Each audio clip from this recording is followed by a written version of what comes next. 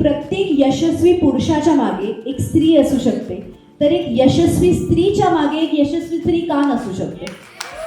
Diagnostic जोपर्यंत होत नाही तोपर्यंत ट्रीटमेंट काय करायची हे आपल्याला माहीत नसतं आणि आम्ही डायग्नॉस्टिकमध्ये तुमच्याबरोबर आहोत हँड होल्डिंग करायला.